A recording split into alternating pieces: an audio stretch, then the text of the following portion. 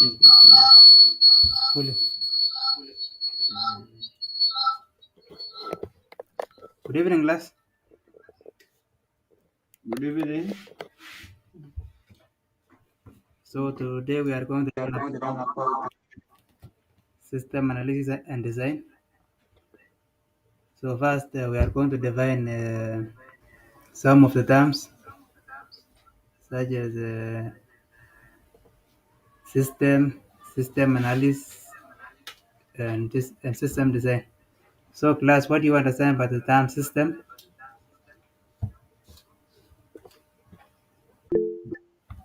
Yes.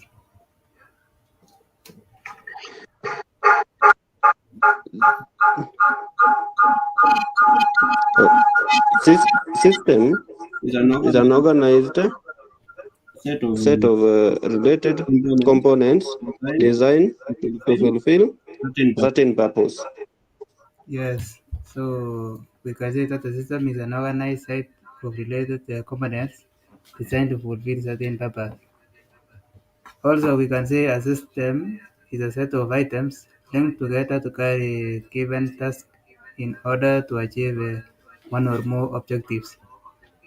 Now, the next one is system design. So, system design is a process of defining the architecture, components, modules, interfaces, and data of a system that satisfies specific requirements. Yes? Yes, class. Yes, Yes, Mm. Now, we have system analysis. Yes, Felix?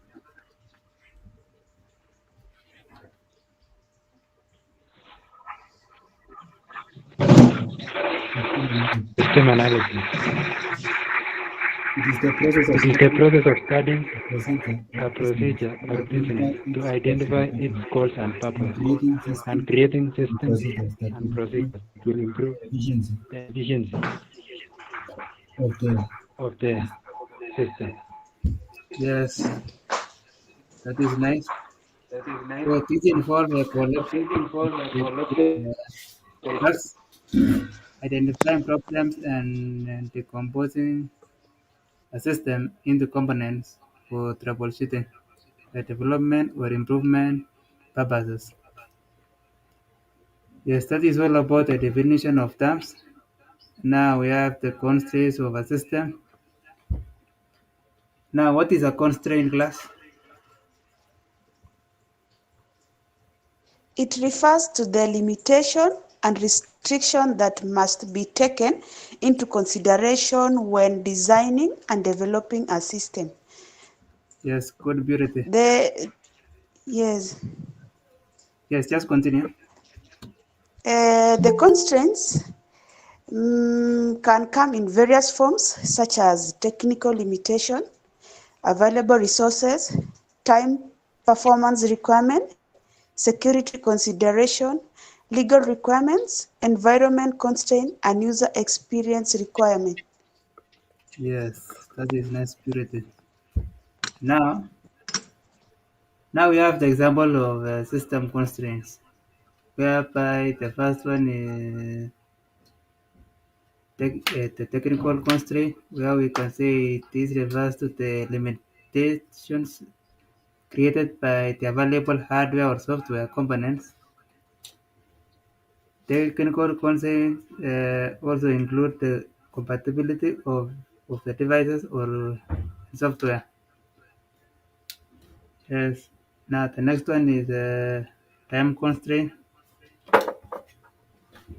Time constraints relate to the factors that limit the time availability for completing a system analysis and design activities, including project deadlines, release schedules, and time available for completing the project.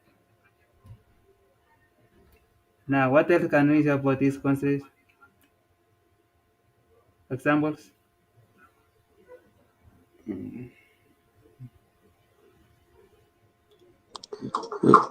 we have resource constraints. Yes. Then we have performance constraints. Yes.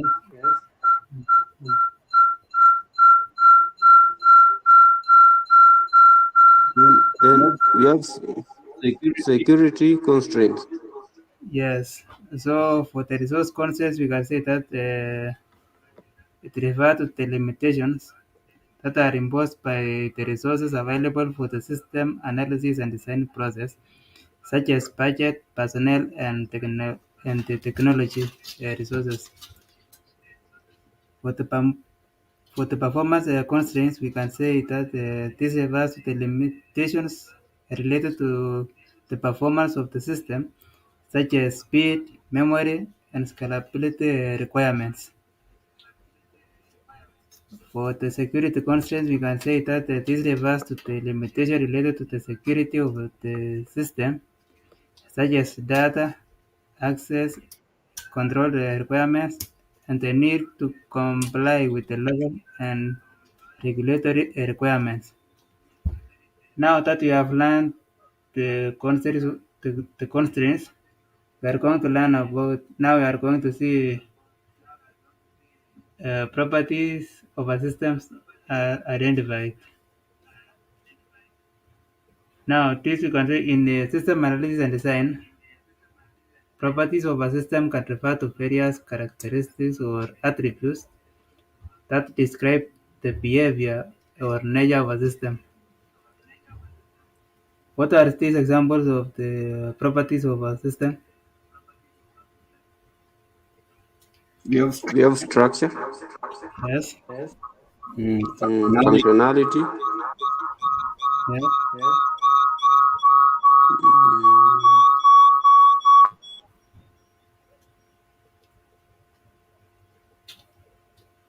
we have we have efficiency, we have we have maintainability, scalability, scalability, and and security. security. Yes, good Bush. Now, according to the structure, this refers to the arrangement of components or subsystems that make a system, and a good system design must have a well-organized structure that is easy to understand and maintain. Next is functionality. This refers to the system ability to perform the intended functions or operations. Efficiency. This refers to the system ability to perform the task in a timely and resource-efficient manner. An efficient system must have optimized processes and algorithms to minimize the waste and improve performance. We have maintainability, which refers to the ease with which a system can be modified or updated as needed. Next is scalability, which refers to the system ability to handle increasing workloads or expanding user bases. Then we have the last one here is security, which refers to the system ability to protect against unauthorized access or attacks. Now, class, we have come to the end of our class. Now, we are going to make a review of what we have learned. So, class, what have you learned?